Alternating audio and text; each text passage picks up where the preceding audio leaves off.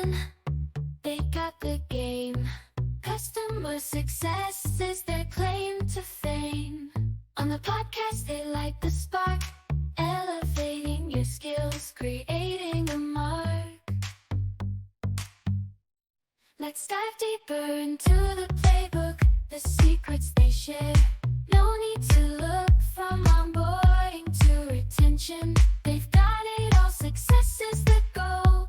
All right, welcome to the Customer Success Playbook Podcast. I'm Roman Treblon, and with me always is my co-host, Kevin Metzger. Kev, how you doing today? Man, I'm doing great. I'm excited about today's guest. I'm excited about PlanHat and learn more about it. So what do you think? Well, I'm also excited about these awesome new polo shirts we got, which, again, if you're on our LinkedIn page or our YouTube channel, not only do we got Sam coming on, we got the new gear we're repping as well. So yeah, this will be a great episode. Kev, why don't you introduce our guest and our topic for today?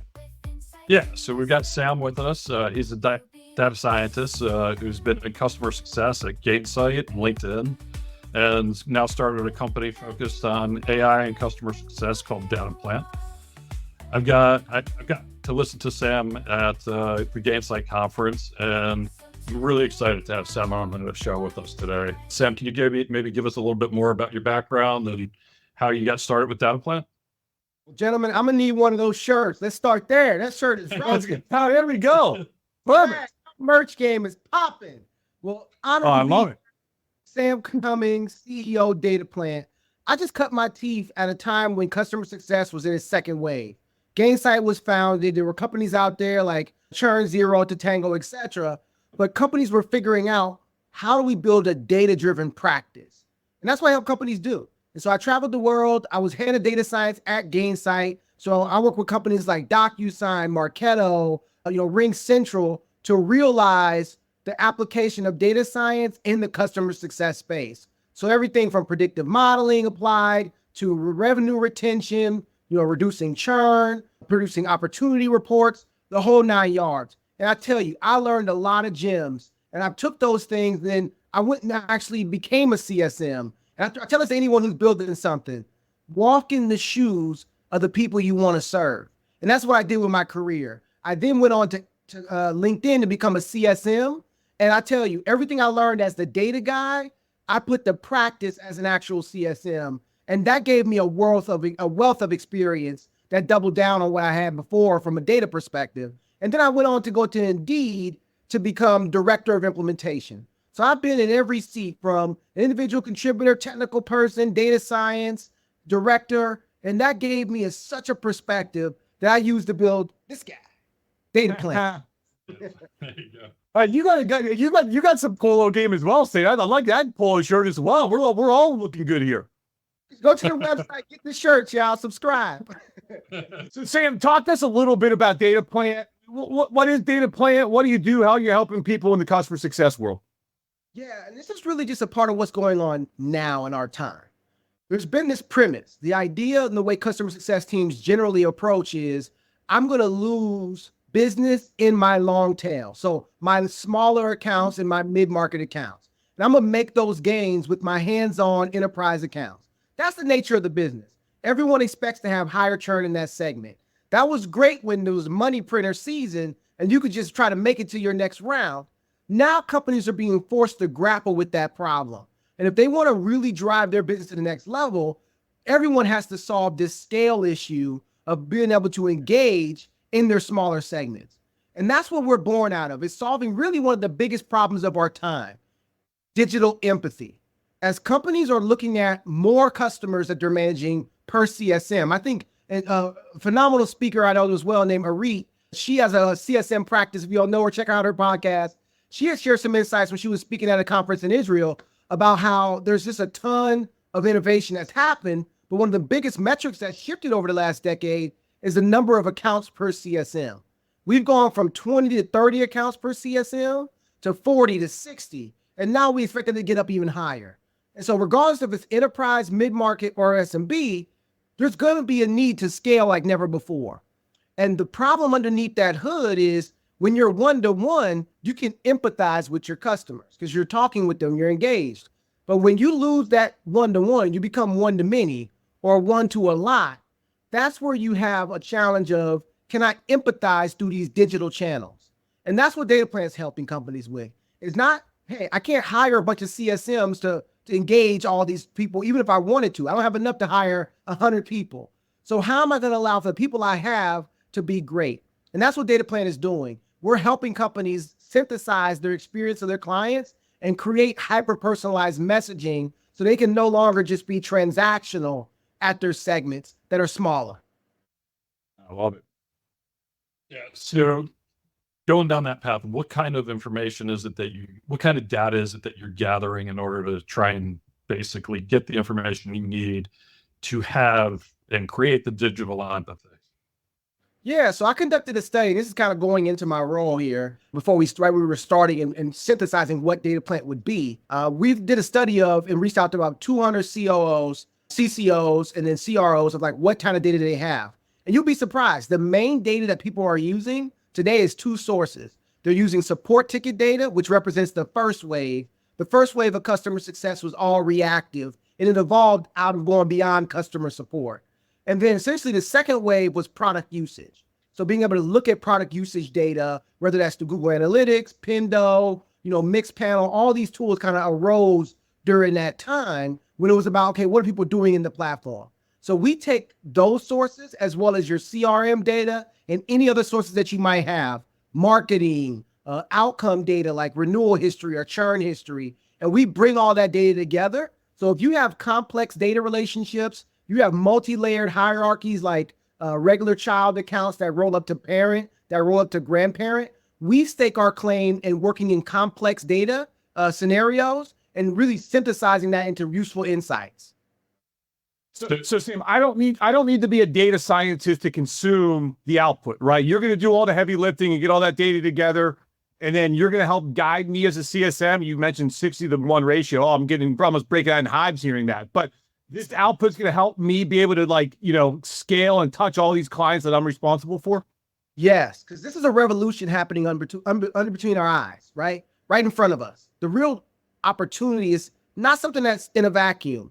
We have been on a long arc of innovation from in the beginning when I came out of college. I'm gonna date myself, but I was SAP certified. And back then you had with JavaScript, code the relationship between objects, code the jobs that do transformations. So if I wanted to convert a lead to an account or a lead to a contact, I had to script that.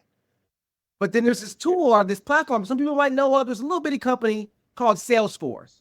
That really took the wave when I was graduating.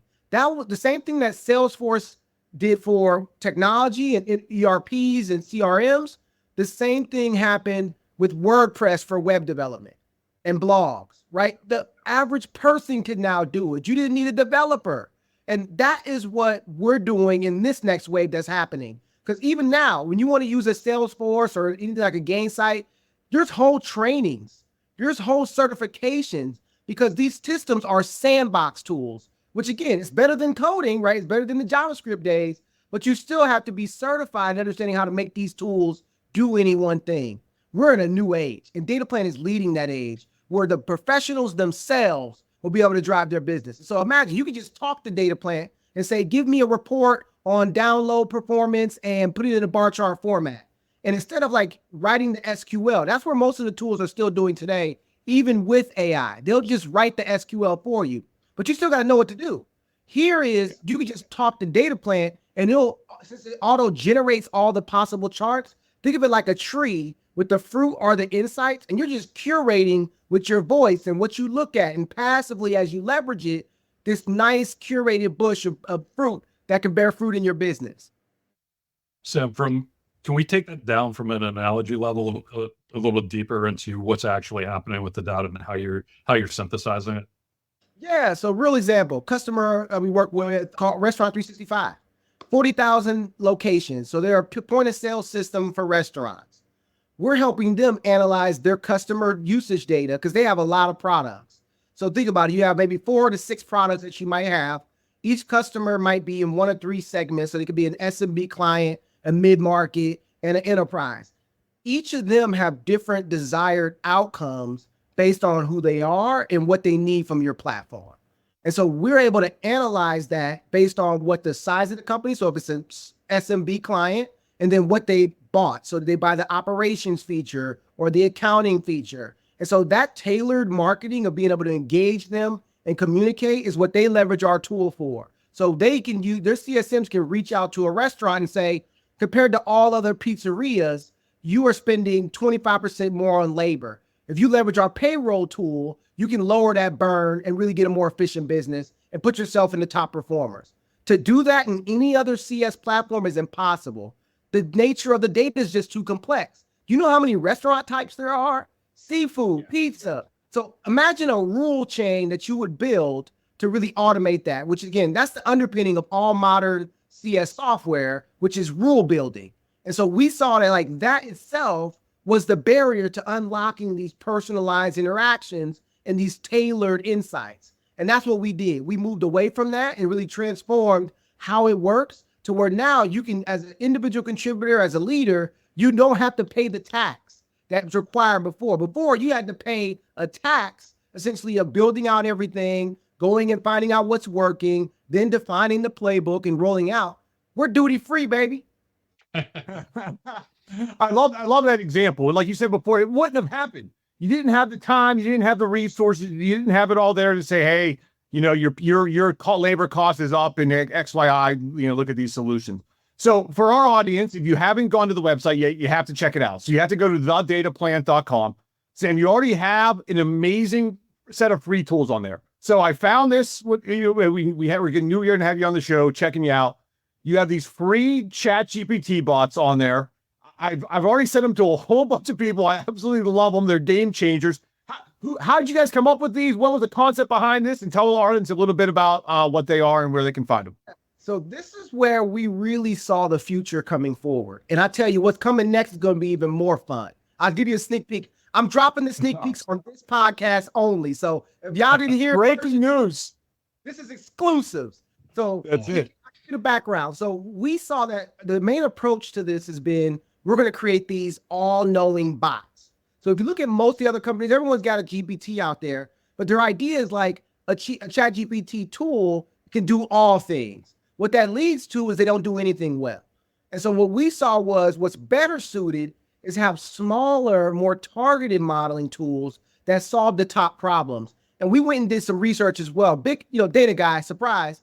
But I researched what were the top use cases of CS teams. And then we looked to build the GPT around each of those. And we really tailored them. And then I know a lot of cheat codes around building GPTs to perform higher. One cheat code I'll give you, 2 of them. If you tell a chat GPT to take a breath, that alone will allow it to be more diligent. I know it's not human. It's not going to literally go breathe, but that'll slow it down and make it think more deliberate. Another trick, if you tell it to proceed without instruction, it will allow it to make more assumptions based on what it knows in its premise that it probably wouldn't have done before because it didn't trust that it would be accurate. And so those are just some of the cheat codes coupled with the learnings that we had over the decade of working in this space. That's why our bots are more powerful. And then we built them into the main core use cases like customer success transitions, big problem, transitioning accounts, being able to do customer success strategy planning. As a leader, how do I plan how I'm going to approach my business? So we targeted these very niche problems. And that's why you see that our free tools are way more high performing. But I'll stop there before I give you guys the cheat codes for the future. Oh, I'll tell you what. So just our audience knows you have a success plan bot. It's on there, like you said. It's just that. We had just met with the client first time. Tell us about your business. Put in the transcript. Put it into your success bot plan. Spit out an amazing draft. An amazing success plan that we had within minutes. That would have taken us, before the bot or even trying to do it ourselves, like you said. It would have been iteration. So, Sam, you already saved me some time, so I'm all in. I can't wait to hear what's coming next. Well, this is where sci-fi kicks in. Kevin, let me share your thoughts before I jump into it. I was going to say, I want to take a guess. Tell me how close I am. You're going to have with the bots, as you build out individual bots, is it that they'll start interacting with each other to basically build out the plans and the functions going forward? You got it. This is why this man is real. I wouldn't have came to no other podcast but this one. This sci-fi kicks in, gentlemen. Let me just take a step back in the concept. There is no rules. This is the wild, wild west. There's no one that can tell you, do this, do that, do this, you get that. And this is what this looks like. What we're going to have, and again, there's some challenges with the price and the cost of these bots to be able to make it scalable. So there's going to be some time to this. But the other side of this is you're going to essentially pose goals to a chat room. In that room, there'll be 6 or 7 different GPTs, and they'll all work together. And I've been experimenting with this technology already and working what we're doing with DataPlant. And what we found was crazy stuff. So I put all those bots that we had already in the room to solve a problem. And again, the statistics have shown this over the last 2 or 3 years. The first version of GPT, they had about 80% efficacy across a series of human tasks. The more tailored version that people have been working on lately, up in the maybe 90s. These new community approaches of bringing in multiple GPTs together, 98 efficacy above. Think of it like ants, right? Any visual ant can be smart somewhat, but together they have emergent behavior. That's happening right now. Now, what's crazy, we're putting in different types of GPTs that have no correlation with the other ones. So for example, I put a police bot that does interrogations in there and the performance went up. So what that means is there's no rules in what kind of bots you can combine. You can bring a bot that's a counselor bot and have it talk to the other bots, and it might actually improve their performance. And so that's the world that's going to be brand new here. It's not just like I need all my bots to have some similar relationship, meaning be customer success. You can put 6 bots in there that all have a similar relationship and then put a wild card in there and get a 10 times better performance. The game just changed, gentlemen. It's effectively you're kind of driving an AI hive mind is really what you're putting together. Is that accurate? Yeah, think of it like for those who might not be as, they're like, well, that's so ethereal. Anybody ever played Uno? Yeah. Oh, yeah. Oh, yeah. Same thing. Each bot puts down its card, so puts down what it thinks.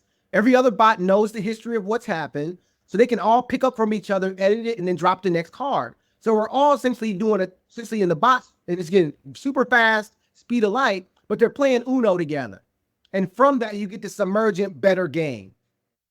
Love it. So Very Sam, cool. you've been, like you said, you've been in customer success for a while. You're in, Gainsight, LinkedIn, you've been all around, right? So we talked about AI a little bit. Where do you see, what does customer success look like 5-10 years from now? I mean, what are we looking at? What do you think? You have to get your crystal ball out and dust it off a little bit. So for those working, and I'll talk to a specific sub-audience here because you are going to be the heroes of our future. Customer success operations. Those are the folks that have an opportunity to make sci-fi real. The way we've been thinking about customer success, not going to move the needle. We're going to have to go to a new level. The reason why is the threshold's higher. We're already seeing this in sales and marketing. Cold outreach, dying. Email spamming, not working. Good luck. Even reaching out on LinkedIn cold. Try it. See what happens for you. The issue is that cold outreach type of mindset without personalization doesn't break through. And so that's where the future of this, what I see is these hyper-personalized engagements where, again, I'm reaching out to people in a way that knows, from their perspective, they know that message was tailored for them. If you can't tailor your message in today's age, when everyone's using these chat GPTs and our email inboxes have been blown up for the last 20 years, you are not going to be able to break through the noise. So as CS ops teams, that's the first level of where I see this innovation happening, where they're going to be the creative ones. They're going to become rock stars because they're going to have more ability to touch their clients than anybody else in the business. If I'm a CSM, I might own 20 accounts, 60 accounts, etc. Through digital customer success, these folks are going to impact millions of people. And so the way that the industry goes, if we decide to go further and be a little bit more risk-taking in how we approach this, oh man, we're going to be the real heroes. So that's the first group that I see really benefiting from the innovations today. People that are going to be leaning into digital scale. Now, the other group that I think is really going to be the beneficiary on the broader sense is the medium to low performers. There was a big gap between those that were great at doing their job in CS versus those that weren't, that was really bucketed into the soft skills. Can you take good notes? Can you do good recapping? Can you distill your points into really clear messages? What's your follow-up game like? Those all are now going to be democratized. So the distance between someone being really good on those skill sets And the average person is going to be way shorter. So that's going to allow for all teams to have really a higher performing group across the board. I'm excited for that time. And again, I'll share more as we go forward on some of those unique niches where the opportunity is. But overall, CS Ops is going to have more touch and become more of a hero, and individual contributors are going to be more democratized in their performance. Yeah, and I think the ops right now is huge. I think that's where you're getting a lot of the gains and allowing the CSM teams to basically expand what they're serving. We hear a lot about it. It's not those who use AI, or AI is not going to replace humans. It's humans using AI that's going to replace humans not using AI.